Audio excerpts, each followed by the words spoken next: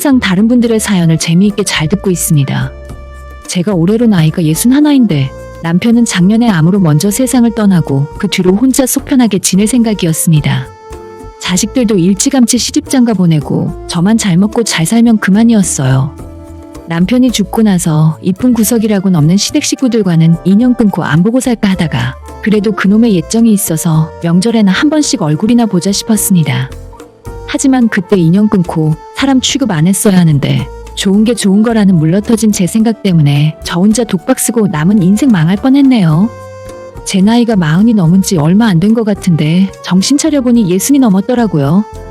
한평생을 못난 남편 뒷바라지하고 아이들을 위해서 살았더니 내 인생이 뭘 했는지도 모르겠는데 다 끝나버린 느낌이었습니다. 제 남편은 살아생전 대기업을 다니면서 적지 않은 돈을 벌었지만 저한테 생활비로 정말 입에 풀칠할 돈만 주던 사람이에요. 남편이 주는 돈으로는 아파트 관리비 내고 우리 네 식구 한 달 먹고 사는 식비에만 쓰더라도 간당간당한 돈이었고 어쩔 수 없이 저는 둘째를 초등학교에 보내기 시작할 무렵부터 밖에 나가 돈을 벌어야 했어요. 어떤 일을 하느냐는 전혀 중요하지 않았고 식당 일이건 마트 알바건 가리지 않고 했습니다. 그렇게 번 돈으로 아이들 학원도 보내고 소풍 갈 때 용돈도 주고 아이들 옷이며 신발이며 사서 입히고 살았어요. 남편이 다니는 회사 이름을 들은 주변 사람들은 바깥 양반이 그렇게 좋은 회사 다니고 있는데 뭐하러 식당에서 일하고 마트에서 캐셔 알바를 하냐고 의아해하더라고요. 하지만 그런 건 저한테 중요한 문제도 아니었고 남의 눈치 볼 여유도 전혀 없었습니다. 저희 남편은 가장으로서의 책임감도 전혀 없고 저나 우리 아이들보다는 본인의 부모 형제들이 훨씬 더 중요한 사람이었어요. 저한테 매달 굶어 죽지 않을 정도로 주는 생활비 외에 나머지 대부분의 월급은 자기가 용돈으로 사용하고 시댁 뒷바라지하는 용으로 다 들어갔어요. 예를 들어서 우리 첫째 아들이 장염으로 병원에 입원한 적이 있었는데 남편은 사내 자식이 무슨 그런 일로 아프다고 병원까지 가냐면서 병문안도 한 번 오지 않았고 당연히 병원비도 정산해주지 않았습니다. 그런데 그 당시에 아직 시집 안 간 막내 신우가 친구들하고 새벽에 술 먹고 돌아다니다가 앞으로 넘어져서 이빨이 부러진 적이 있었는데 그때는 자기가 집안의 장남인데 모른 척 할 수 없다면서 치과 치료 비용과 임플란트까지 싹 다 해주더라고요. 결혼 생활 내내 우리 친정부모님한테는 10원 한 장 챙겨준 적 없으면서 시댁에는 매달 넉넉하게 용돈 드리고 주말마다 모시고 다니면서 온갖 사내 진미를 다 먹여드리는 사람이 저희 남편이었습니다. 세상에 둘도 없는 효자 남편에게 정 떨어지고 꼴도 보기 싫어진 건 당연한 일이었고 우리 아들 딸들도 자기 아빠한테 정이 없어서 고등학교 졸업하자마자 집을 나가서 거의 들어오지 않았습니다. 애들 공부나 대학 진학에도 전혀 관심 없던 사람이었는데 둘째까지 대학 가느라 집을 떠나게 되자 그때부터는 본격적으로 밖으로 돌기 시작했어요. 확실하게 증거는 잡지 못했지만 틈만 나면 동창회 가야 한다느니 산악회 등산 모임에 가야 한다면서 주말마다 밖으로 돌아다녔습니다. 어차피 그때쯤에는 남편이 좋아서 같이 사는 게 아니었기 때문에 저도 눈 감고 귀 막아버리고 그냥 살았어요. 오히려 한 집에 남편이랑 같이 들어 앉아 있으면 꽉 막힌 것처럼 답답했고 그 인간이 밖으로 돌아다니는 것이 그나마 저한테는 낫더라고요. 그냥 빨리 이혼하고 남남으로 살까 싶다가도 지금까지 버티고 살아온 세월이 아까워서 선뜻 결정을 못 내렸고 어차피 이젠 서로 뭐라고 돌아다니는지 관심도 없는데 남편이 밖에서 뭘 하던지 신경도 쓰지 않았습니다. 이쁜 구석이라고는 하나도 없는 남편한테 밥 해주고 빨래 해주는 건 정말 싫은 일이었지만 그렇다고 이혼해주면 다른 여자 만나서 남편이 가진 재산을 다 내어줄 것 같더라고요. 평생 술 담배를 입에 달고 살았기 때문에 살아봤자 얼마 안 남았을 것 같다고 생각했습니다. 역시나 아니나 다를까 남편이 칠순도체 되기 전에 건강이 금방 쇠약해지더니 병원에서 암 판정받고 반년 만에 세상을 떠나버리더군요. 자식들도 아빠라면 소닥보듯 하기 때문에 병문안도 몇 번 찾아오지 않았고 나중에 중환자실에서 눈을 감기 전에 그제서야 저한테 미안했다는 한마디 남기고 떠났습니다. 정말 끝까지 웃기는 인간이었고 남은 정도 없어서 그런지 장례식에서 눈물도 나오지 않더라고요. 평생 남편이 찬밥 취급하던 저와 우리 아이들이 남편의 장례식을 끝까지 지켰고 그렇게나 끔찍하게 생각하던 시댁 쪽 식구들은 시어머니 외엔 얼굴만 슬쩍 보이고 바쁘다면서 다시 사라지더라고요. 장남인 남편 밑으로 둘째 남동생 하나, 막내 여동생 하나 모두 삼형제였는데 시부모 형편이 좋지 못해서 저희 남편이 가장 노릇을 도맡아 했었습니다. 둘째 시동생 장가갈 때 한미천 든든하게 들려서 보냈고 막내 신우도 시집 갈 때 저희 남편이 혼수 비용 다 대줘서 시집 보냈어요. 정작 우리 아들 딸 결혼시킬 때보다 남편 동생들 결혼할 때 더 큰 돈을 썼을 겁니다. 하지만 그렇게 다 퍼주고 아끼던 동생들이 남편이 죽었을 때는 별로 슬퍼하지도 않더라고요. 화가 나기보다도 미련한 남편에게 쌤통이라는 생각이 먼저 들었고, 어차피 이젠 다 나랑 상관없는 일이니까 내 남은 여생은 속 편하게 즐기고 살아야겠다 마음을 먹었습니다. 어떤 사람들은 환갑이 넘은 나이에 이제 와서 뭘 얼마나 놀러 다니려고 그러냐고 주책이라 하시겠지만, 사실 제가 23살에 시집와서 지금까지 마음 편하게 저를 위한 시간을 살아본 적이 없는 것 같아요. 결혼하고 2년 만에 첫 아이를 낳았고, 애들 어릴 때는 애들 보느라 정신없이 보냈는데, 아이들이 커가면서는 돈 벌어서 뒷바라지 해주기 위해서 제가 친구 만나고 놀러 다닐 시간조차 없었어요. 그나마 남편이 속 썩이는 것과는 별개로 제가 엄마로서 아이들을 위해 일을 해서 돈을 버는 건 하나도 힘든 줄 모르고 할 수 있었습니다. 내가 사랑하는 아이들 먹이고 입히는 데 쓰는 돈인데 뭐가 아까웠겠어요? 남편과 결혼하기 전에는 저도 나름대로 은행 다니면서 앞길이 창창했던 사람이었어요. 제가 대학은 못 나오고 상고를 나왔지만 거기에서 공부도 잘했고 똘똘하다는 소리를 자주 들었기 때문에 은행 다니던 시절에도 인정받고 지냈어요. 그러다가 남편을 만나게 되고 결혼하고 1년 만에 아이가 생기면서 자연스럽게 회사를 그만두고, 그때부터는 집에서 살림하고 아이랑 같이 시간을 보내게 되었죠. 요즘은 육아휴직을 하고 다시 회사에 복직해서 열심히 일을 하는 여자들이 많다지만, 제가 직장 생활하던 시절만 해도 여자가 아이 낳으면 사표 쓰고 그만두는 것이 당연한 일처럼 받아들여지던 시기였습니다. 남편도 대기업 다니며 돈을 잘 벌던 사람이라서 혼자 벌어도 우리 식구 먹고 살만 했었지만, 문제는 언제나 남편이 돈으로 저를 올가매는 바람에 항상 부족하게 살 수밖에 없었어요. 그러다 아이가 둘이 되고 집에서 하루 종일 집안일하며 두 아이들을 키우게 되면서 저는 완전 발이 묶여있고 아무것도 할 수가 없더라고요. 그때부터 남편이 저를 대놓고 밥순이 집순이 취급하며 함부로 대했었죠. 돈 때문에 스트레스 받을 때면 당장이라도 나가서 일을 하고 싶었는데, 첫째는 그렇다 치고 갓난 둘째를 데리고 무슨 일을 할 수가 있겠습니까? 아이들 어릴 때는 어쩔 수 없었지만 둘째 키워놓고 저도 나가서 돈을 벌기 시작한 뒤로 그나마 살림살이가 많이 나아지더라고요. 하지만 제가 퇴근하는 늦은 시간까지 아이들끼리 집을 지켜야 했고, 마음이 아팠지만 일을 해야 돈을 벌어서 뭔가를 해줄 수 있었으니 선택의 여지가 없었어요. 그 와중에 남편의 제안으로 고향에서 홀로 사시던 시어머니를 잠깐 모셨던 적이 있습니다. 혼자 사시는 노모가 눈에 밟힌다면서 장남인 자기가 모셔야겠다고 하는데, 제 의견은 묻지도 않고 본인 마음대로 결정을 해버리더라고요. 그때부터 저는 퇴근하고 집에 돌아오면 시어머니 뒤치다꺼리까지 한꺼번에 해야 했어요. 그나마 최악의 상황에서 한 가지 나았던 점은 시어머니가 집에 들어온 뒤로 남편이 제게 주는 생활비가 50만 원 늘어났다는 점이었습니다. 하지만 그거 50만 원 올려줬다고 해서 살림살이가 넉넉하고 여유로워진 건 절대 아니었는데, 남편과 시어머니는 매일같이 반찬 타박하고 어머님 간식거리라도 떨어뜨리면 난리도 그런 난리가 없었죠. 제가 남편에게 받는 생활비가 50만 원 늘어난 만큼 지출은 그보다도 훨씬 더 많이 늘어나게 되었습니다. 그래도 이제는 아이들이 학원 끝나고 집에 돌아오면 애들 할머니가 집에 있으니까 아이들만 놔뒀을 때보다는 마음적으로 안정은 되더라고요. 제 속에서는 내키지 않았지만 시어머니에게 최선을 다해서 잘해드리려고 노력했어요.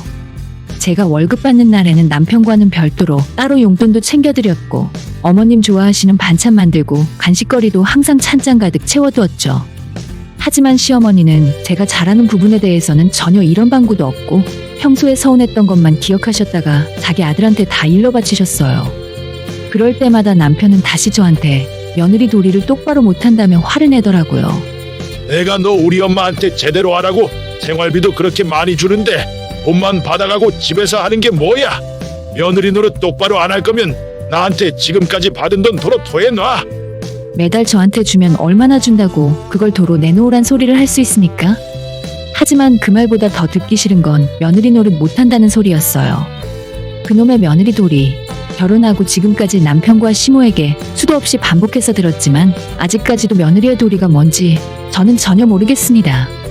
남편은 친정부모님에게 사위로서의 도리를 전혀 다하지 않는데 왜 나만 아내의 도리와 며느리의 도리를 다해야 한다는 건지, 차라리 어떨 때는 남편과 시어머니를 다 포기하고 아이들 둘을 데리고 나가서 작은 원룸이라도 구해 따로 사는 생각을 해본 적도 있었는데, 저는 그렇다 치지만 우리 애들은 무슨 죄가 있나 싶어 차마 그렇게까지 한 적은 없었어요. 제가 혼자서 외벌이를 하며 두 아이를 키우는 것도 쉬운 일은 아니었고 그때는 우리 둘째가 초등학교 다닐 때라서 아빠 없이 크게 하고 싶지도 않더라고요.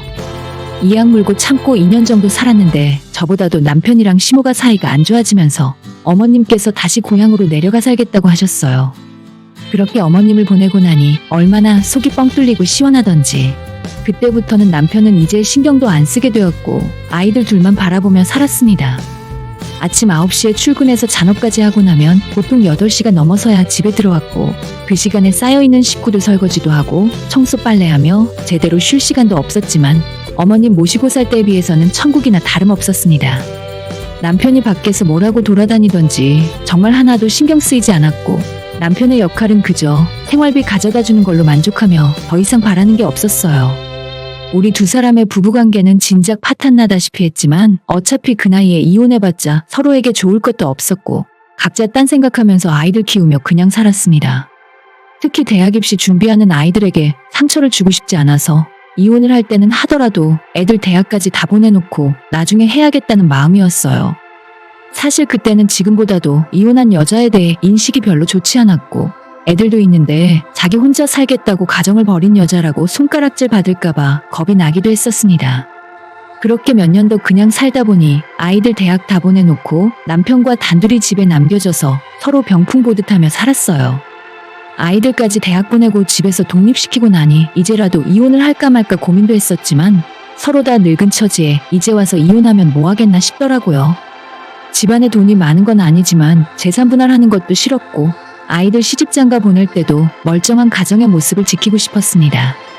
그렇게 다행인지 불행인지 자식들 둘 다 시집장가 보내고 몇 년 뒤에 남편이 먼저 세상을 떠났습니다. 이제는 세상에서 마음에 걸리는 거 하나도 없이 편하게 제 노후만 보내고 살면 그만이었죠. 남편이 남겨두고 간 집과 재산도 조금 있었고 저도 그동안 일하면서 모아놓은 돈도 있었기 때문에 이제는 일을 하지 않아도 충분히 혼자 먹고 살 수는 있었어요. 그렇다고 집에서 마냥 놀고 있자니 답답하기도 해서 일주일에 3-4번 소일거리 하면서 지내고 있었습니다. 이대로 시댁과도 완전 인연 끊고 제 인생 살면 그만이었을 텐데 그놈의 정이 뭔지 명절마다 고향에 혼자 사시는 시어머니에게 선물도 보내고 안부 전화도 한 번씩 드렸어요.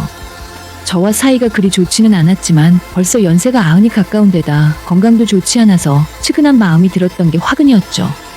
예전에 제가 2년 모셨던 뒤로 다른 자식들은 전혀 모실 생각 없고 그 뒤로 계속 혼자 사셨어요. 하지만 이젠 나이도 너무 많고 치매 증상까지 보이기 때문에 계속 혼자 두는 것이 맞나 싶었습니다. 그래도 아직 둘째 아들이랑 막내딸이 있는데 제가 상관할 문제는 아니라고 생각했죠. 그런데 작년 말에 시동생과 신우가 갑자기 저희 집까지 찾아온 적이 있었어요. 어머님 혼자 사시는 게 걱정이 된다며 다 같이 방법을 찾아보자 하더라고요. 대체 왜 저한테 이런 소리를 하는 건가 싶어 어리둥절했었는데 가만 들어보니 결국 저보고 시어머니를 모시고 살라는 소리였어요.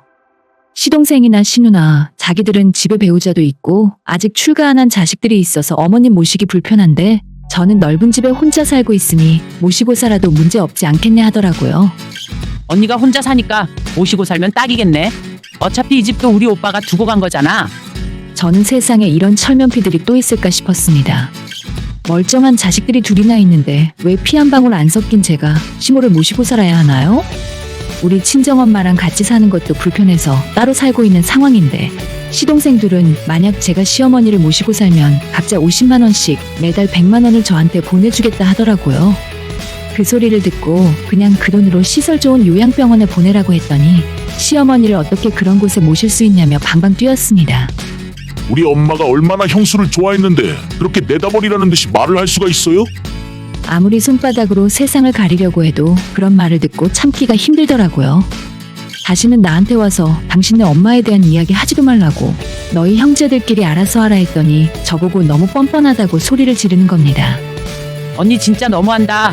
우리 큰오빠가 불쌍하게 평생 일만 하며 살았는데 뻔뻔하게 오빠 집에서 다 누리고 살면서 어떻게 엄마 모실 생각을 안 할 수가 있어? 그 말을 듣고 눈이 뒤집어지더라고요. 뻔뻔하다고? 뻔뻔한 건 내가 아니라 사별하고 혼자 사는 나한테 와서 자기 엄마 데리고 살아달라는 너희들이 뻔뻔하지. 쓸데없는 소리 하지 말고 앞으로 나한테 찾아올 생각하지도 마. 주방에서 김장때 쓰고 남은 왕소금을 꺼내와서 시동생과 신우 얼굴에 뿌렸어요. 그 인간들은 쫓겨나는 와중에도 저보고 그렇게 살면 천벌받는다고 헛소리를 하더라고요.